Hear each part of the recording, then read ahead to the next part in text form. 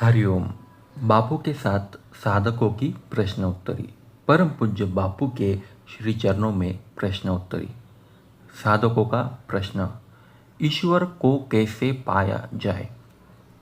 उत्तर, हर एक साधक की अपनी अपनी क्षमता होती है, सबकी अपनी अपनी योग्यता होती है।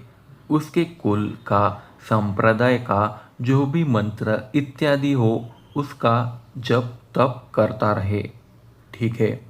साथ ही साथ किसी ज्ञानवान महापुरुष का सत्संग सुनता रहे। बुद्ध पुरुष के सत्संग के द्वारा साधक का अधिकार बढ़ता जाएगा।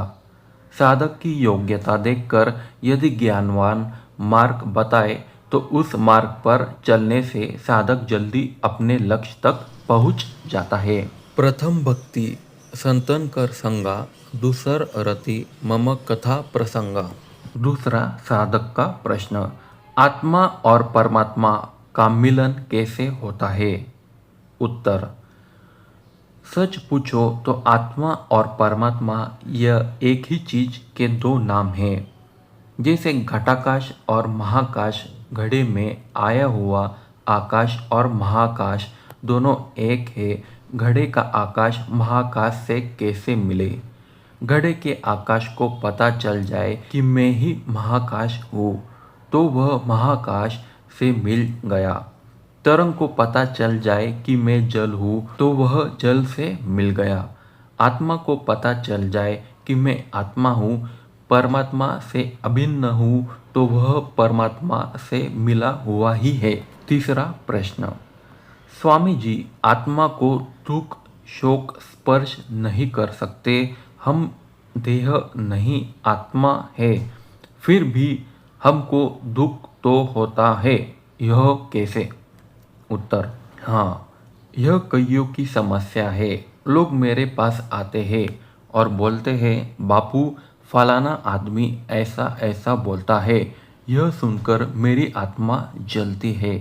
आत्मा कभी जलती नहीं, यह तो मनुभाई मन का शोक होता है। हर्ष शोक मन को होता है। राग द्वेष मति के धर्म है। भूख प्यास प्राणों को लगती है। प्राण चलते हैं इसलिए भूख प्यास लगती है। काला गोरा होना यह चमड़ी का धर्म है। मोटा और पतला होना यह देह का धर्म है। तुम अपने को देह मान लेते हो कि मैं मोटा हुआ, मैं गोरा हुआ। जो कुछ भी होता है वह इंद्रियों में, मन में, बुद्धि में, देह में होता है। आत्मा इन सब से अलग है। मन में अच्छे भाव आया और गया। शरीर और अंतकरण द्वारा अच्छा कार्य हुआ, बुरा कार्य हुआ, इन सबको जो देखने वाला है वह आत्मा है। सूक्ष्म दृष्टि से इसका अनुभव किया जाता है। अनुभव करने वाला फिर अलग नहीं रहता, वही हो जाता है। सो जाने जासु देहु जनाही, जानत तुम ही हो जाई। चौथा प्रश्न साधक का, भगवान श्री कृष्ण स्वधाम गमन के समय अपने प्यारे भक्त उद्धव को साथ क्यों न ले गए और बद्रिकाश्रम क्यों भेज दिया? उत्तर, उद्धव ने देखा कि अब सोने की द्वारिका के साथ पूरा यदुवंश यानी भगवान का पूरा परिवार उनकी आंखों के सामने खत्म हो रहा है। फिर भी श्री कृष्ण को कोई शोक नहीं, कोई आसक्ति नहीं, क्योंकि वे आत्मा में निष्ठ है, तत्व में खड़े हैं। वे प्रपंच को सत्य नहीं मानते।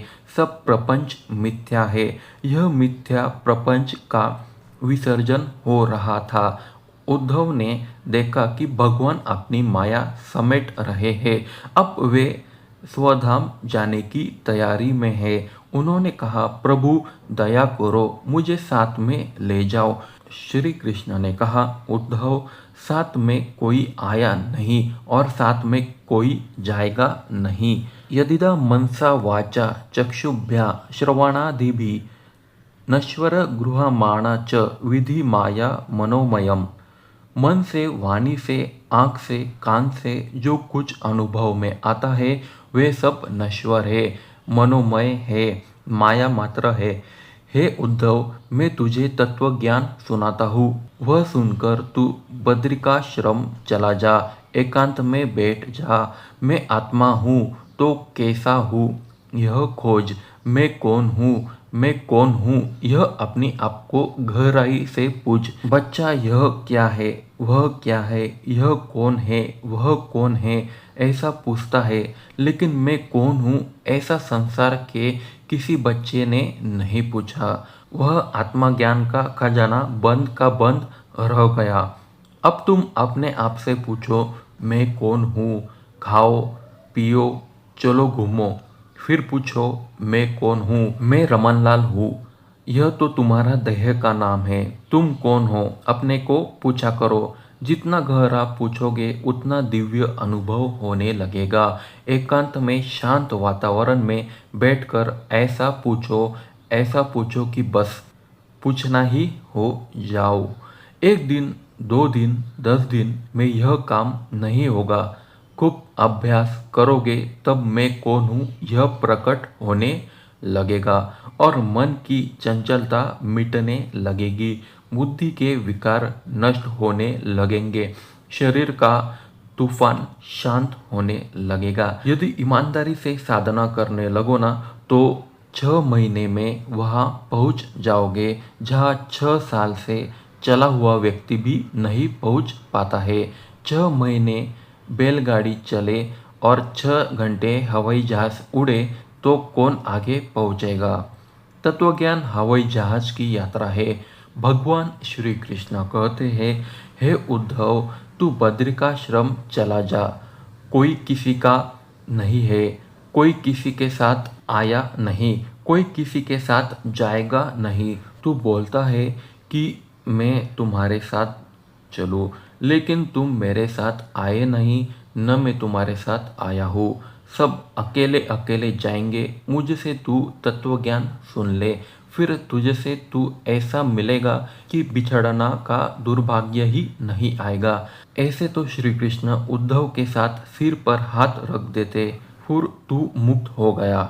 नहीं, श्री कृष्ण ने तत्वज्ञान का उपदेश दिया है। जो बद्रिकाश्रम एकांत में बैठ जो उपदेश दिया है उसका बराबर अनुभव कर।